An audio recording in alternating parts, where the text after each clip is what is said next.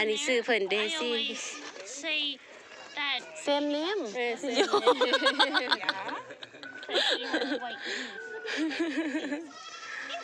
Are you like it? You want to go at home, Vincent? Ooh, so much now.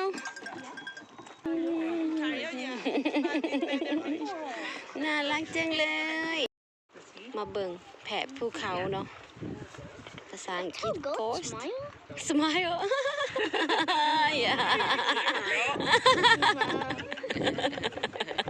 มื้อนี้ก็มาเบิ่งแพะอยู่ในฟาร์มเขาเนาะ เบิ่งแพะภูเขาบอกบ่ถือกันแล้วบัดนี้กระต่ายตัวใหญ่มีสีขาวสีน้ำตาลว้าวไอ้ตัวใหญ่เว้ยตัวพวกใหญ่small กระต่ายตัวน้อยตัวนี้ไข่ไก่ oh chicken ไก่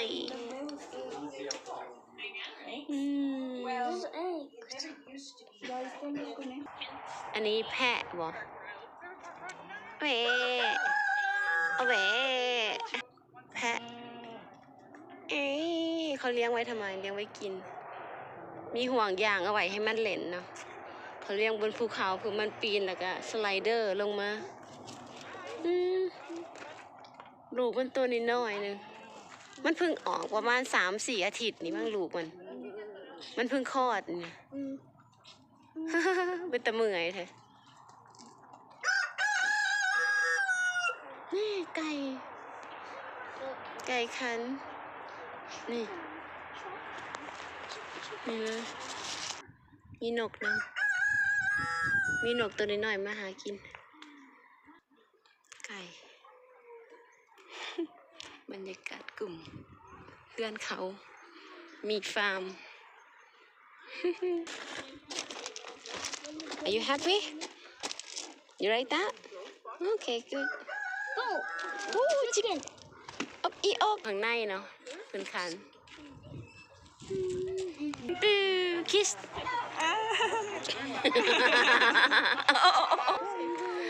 สาวเกาหลียันกระต่ายสาวเกาหลียันกระต่ายหมาโชว์เหรียญก้อนหิน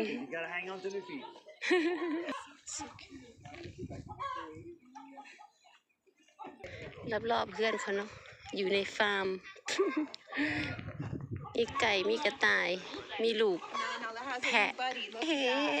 ออกไปแล้วมันตกใจเสียงคนไปไหนผอมบลองกองแก่ง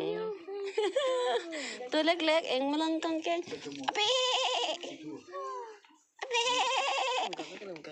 ไปตะแพงอะไรวะ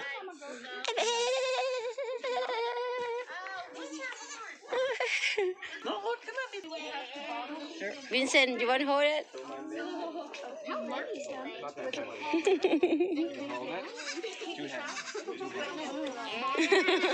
มันหิว ตัวน้อยๆหิวแล้วกินนมแม่มัม So they're bigger สวบกินนมมามี to separate them from mom's at night. ตามมามันกินนมแม่มันเนาะตามมาเบิ่งตัวเล็กกินนมมามีวิสันวิ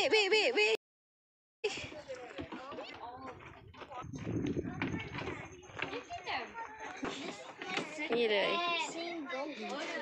เด็กหน่อยบ่เคยเห็น มีหลายคัก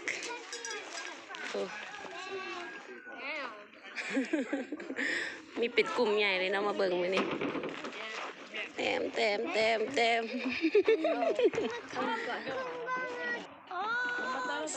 Yeah, he wants some milk. Drink milk.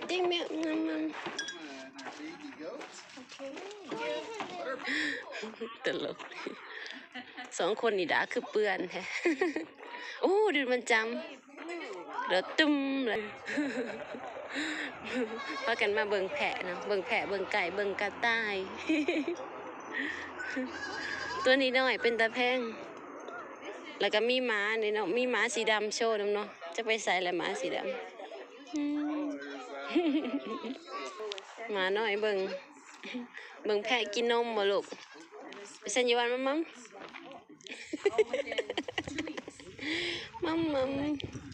How many goats and rabbits do you have? Good.